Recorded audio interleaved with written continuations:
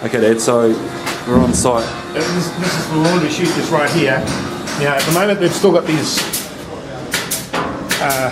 standards there. They're going to be taken out. They were put in there a mistake. Oh, really? Yeah. There's nothing's going to be coming off there. But over here, this is where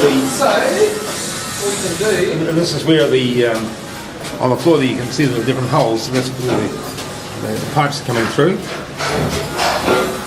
So we're up on the first floor here. So this will be room 256, will it? Probably. So we're standing in room 360, looking over the courtyard.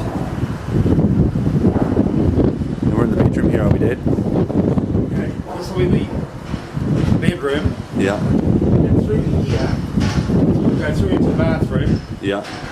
Because the door itself, the whole thing will be down here. This can be used as a conference room. Yeah.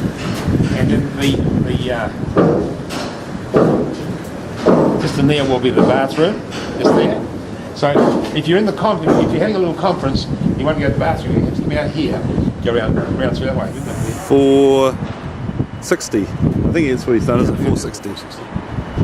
So the bedroom here of a suite. Through into the living room.